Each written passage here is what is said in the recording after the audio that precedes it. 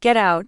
The words hung over the roast turkey like a toxic fog. My father's finger was extended, trembling with rage, pointing directly at the front door. The crystal wine glass in his other hand shook, spilling a few drops of expensive Cabernet onto the pristine white tablecloth.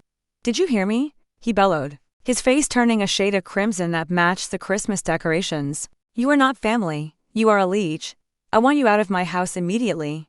Around the table, the silence was absolute. My stepmother, Linda, stared resolutely at her mashed potatoes, refusing to make eye contact. Her two children, my perfect step-siblings who had just received keys to brand new cars an hour earlier, smirked behind their napkins. They loved this. To them, I was just a stain on their perfect holiday portrait. The college dropout, the failure, the black sheep who showed up in a beat-up sedan while they pulled up in luxury imports. I didn't stand up, I didn't yell back. I didn't even look at the door. Instead, I calmly picked up my fork, speared a piece of roasted carrot and placed it in my mouth. I chewed slowly, savoring the glaze, while my father's breathing grew ragged. Are you deaf? He shouted, slamming his hand on the table. The silverware rattled. I said, this is my house, and you are trespassing. I swallowed the carrot and finally looked him in the eye. My pulse was steady. Sit down, Gerald. You're making a scene. The use of his first name snapped something inside him.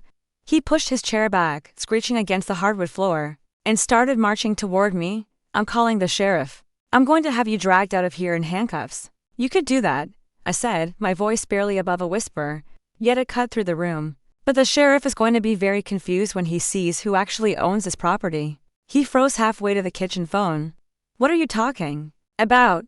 I built this house. You built it, I agreed, reaching into the inner pocket of my thrift store blazer. And then you leveraged it 3 times to pay for Linda's vacations and the twins' tuition. You stopped paying the mortgage 8 months ago, Gerald.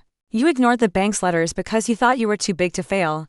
I pulled out a thick, folded document and slid it across the mahogany table. It stopped right next to the gravy boat. The bank foreclosed last month, I continued, pouring myself a glass of water. They put it up for quiet auction on Tuesday. It was a steal. Really? The market is down and nobody wanted a property with this much debt attached to it. Gerald stared at the paperwork, his hands shook as he picked it up. Linda finally looked up, her face draining of color. Who is Vanguard Holdings LLC? Gerald stammered, reading the bold print on the deed. Turn the page to the signature line, I said, taking another bite of turkey. He flipped the page. The silence that followed was different this time. It wasn't the silence of awkward tension. It was the silence of a guillotine blade hanging in the air. No, he whispered. You don't have a dime. You drive a rust bucket. I drive a rust bucket because I put every cent I made into my software firm for the last 6 years, I replied coldly. While you were buying cars for kids who can't even change a tire, I was building a portfolio. I bought the debt, Gerald. I bought the house. I own the chair you're standing next to. I own the roof over your head. Linda stood up, her voice trembling. You can't do this.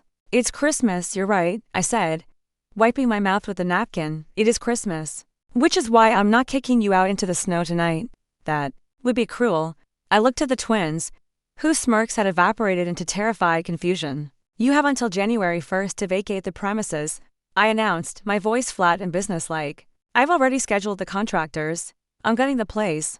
I never liked the layout anyway. Gerald collapsed back into his chair.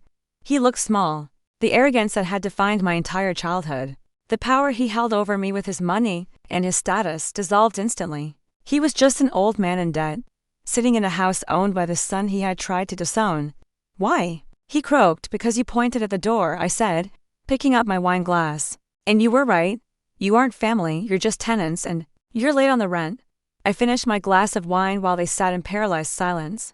The twins were crying softly. Linda was gripping Gerald's arm. Gerald just stared at the table, unable to look at me. I stood up, buttoned my blazer, and walked toward the door. I didn't look back. I didn't need to. The house was mine. The victory was mine.